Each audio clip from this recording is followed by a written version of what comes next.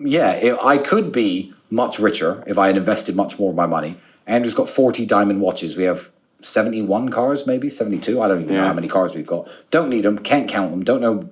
Couldn't name them all on a list. So yeah, I make a lot of stupid purchases, but that's my business, and I can do what I want. I earn my own money, and there's something in that, though. I think. Yeah. I wouldn't necessarily advise everybody to do that per se, but I think I see a lot of teachings which is the opposite, which is save up, the millionaire next door type mentality, where if you work really hard and save up £50 a day, when you're 70, you'll be a multimillionaire. I'm not interested in that. No, I'm not. And I never was. I want to have nice things while I'm young. And I'm still relatively young at 36. Certainly for my net worth, I'm very young.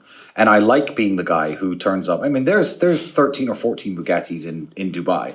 I don't know who drives them, but I've seen them driving around. Usually it's someone much older than myself. Yeah. I like being the 36-year-old guy who shows up in a $5 or $6 million car. Yeah. Or two $6 million cars, one after the other with my brother and I. So I would say money you enjoy wasting is not money wasted.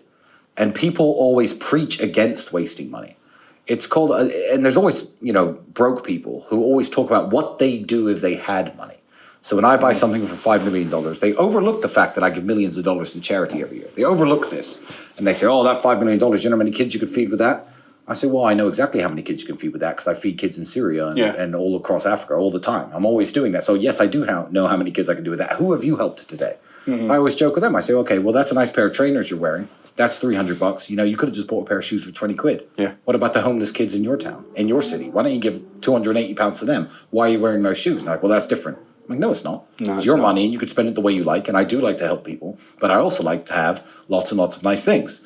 Yeah. And, people don't like cars. Some people don't like the stuff that I buy. That's perfectly fine, and that's their prerogative. But these are things I like, and I will not be judged for them. Yeah. Well, I think it's an abundance mindset rather than having a poverty mindset. I'll be a millionaire when I'm 70, and I'd never buy a nice car because I could give that to a charity. Well, I can do both. Yeah, exactly. I can be a millionaire when I'm 70, and I'll be a millionaire now. I can drive a nice car and give to charity now. Yes. And I think when you're in sales as well, especially, which is the best business on the planet. It's the best skill to have. It is. But when you're in sales, if you're spending money, it's forcing you to be more hungry and make money. So there's something in it. Exactly. But you have to be careful of people who try to warn you away from making money and try and scare you away from wealth, because their arguments are always stupid. Their arguments, forget the charity one I've heard all the time. I just met your wife and son 5 minutes ago.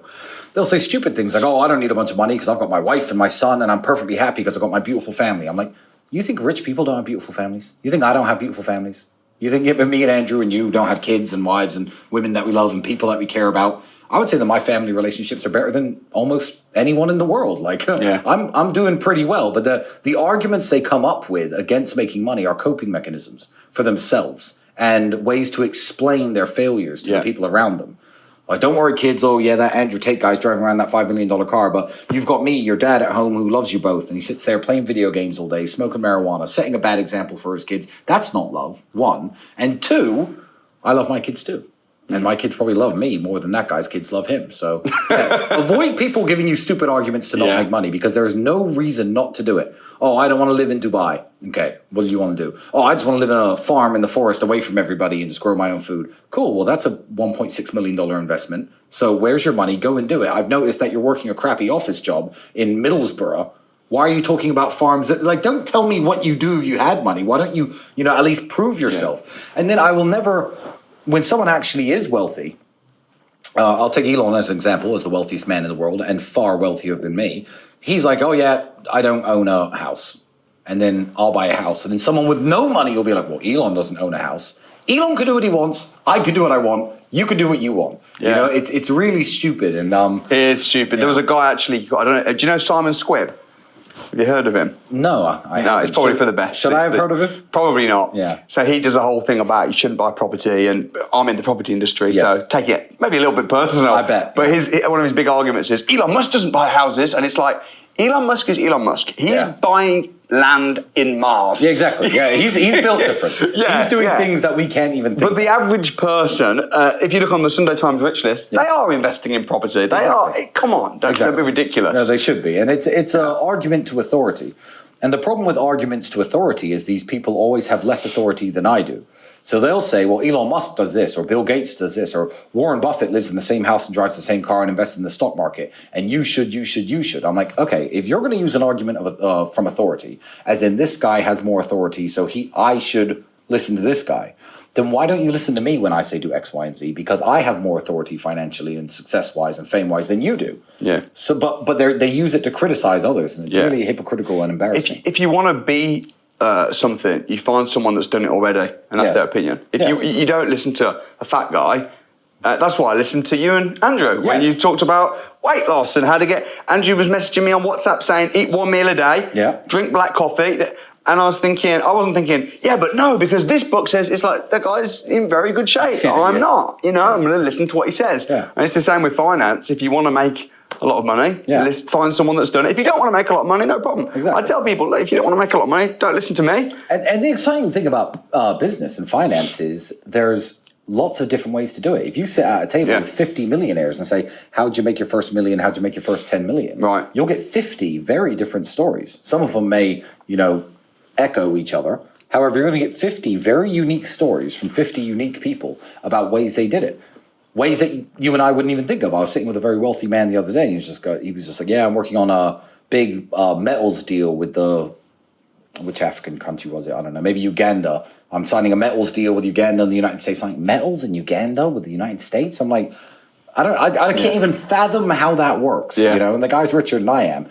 But finance is very interesting because you could do it millions of different ways. And every single rich person has a unique story. You can't just copy and paste somebody. What you have to do is you need to adapt the mindset that we all share, because those 50 people, those hypothetical people I explained sitting around this hypothetical table with their different stories, will all have at least some very similar attributes. And that's what I've noticed. They think in a certain way. Philosophies. Yes, exactly. They don't oversleep. They don't sleep all day till 2 a.m. They don't waste time doing stupid things. You know? So by all means copy the mindset, but then apply it to what you want to do and what you think you'll be good at. I'm very curious to know a little bit about your business structure with Andrew, because it looks like you guys very much, you're kind of interlinked. Your business partners, your brothers, you share money, extremely close, which we've seen.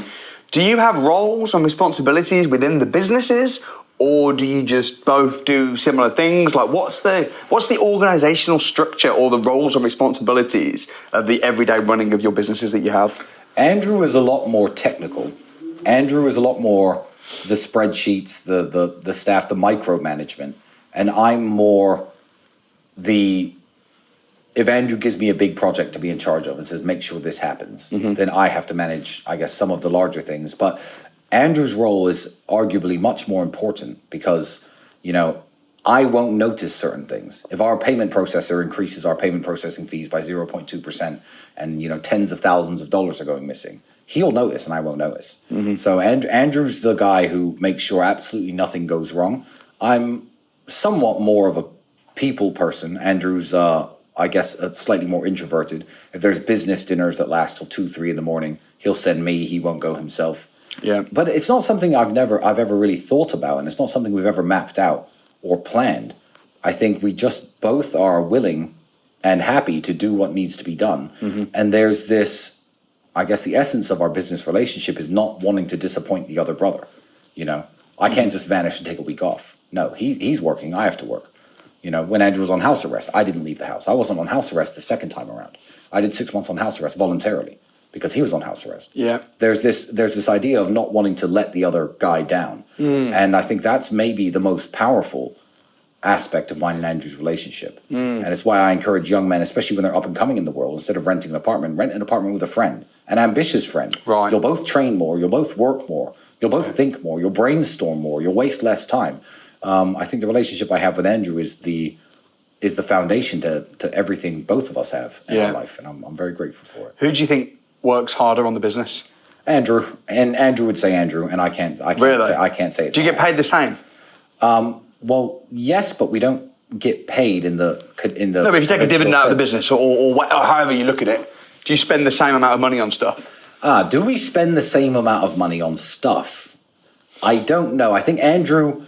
But then, whose stuff is it? If I buy a car, or if he buys a car, it's both of our car. So, it doesn't really work that way at all. The person who wastes the most money is Andrew, but it's all in one. I'm not going to say where it is. Let's say it's all in one pot. I keep it next to my bed. But what would happen if you started spending more money through the accounts that you have? Would he go, hey, what the hell? At this point, it wouldn't matter. We have nothing left to buy. We discussed large purchases, and that's it. Real estate, hypercars, not supercars. So he spends more money. He spends more money. He works more and brings more to the table, but you share money and kind of just... He's addicted to cars. That's his only problem. Yeah. I'd have 7 or 8 cars if it were up to me. But even when you were growing though in the earlier days, and you couldn't just buy a yacht, did you have like limits of how much you could take out? Like, would you have been able to just, because if you're sharing money, you've got the business account, and you just said, I want to buy a yacht, but you couldn't really afford it. Maybe you could, and would you be able to just go, I'm taking that out to buy a yacht? No, I mean, it's always been this way, and large purchases have changed from, a meal out to a super yacht. Large purchases back in the day were a lot smaller, but we've always discussed large purchases, and besides that, spend what you want. Yeah. And we've never really thought about it too much. I mean, you're asking questions that I've never thought about the answers to. And I can't really... Do you know why, though? Because me and my brother are business partners. Yeah. So these are the stuff... So you run it that way. No, we're not. I haven't said anything. I've been asking questions. I'm guessing. I'm inferring from your questions that one of you spends more than the other. No, actually. But we've talked about it. We've got a setup. Whereas I kind of sense that you just act and live. But it's worked, We're together 7 days a week, almost 24 hours a day. So it's not like... I don't see him and I check the account and there's a bunch of money missing. It's like we go out, we go to a car garage, we buy this, we go to the yacht show, we purchase this. Almost everything is a joint decision. I think you live together, don't you? Yeah, we do. So that kind of makes it a bit different. If you had your house, he had his house, you had your family in your house, and it might be a little different, maybe. Maybe. So it's very interesting. We'll always live together. Will you? Yeah, forever. That's really interesting. I'm never not going to live with him. I can't. Really? Yeah. What about if he decided that he didn't want to anymore? He wouldn't. Is that an agreement? No, it's not even an agreement. He wouldn't.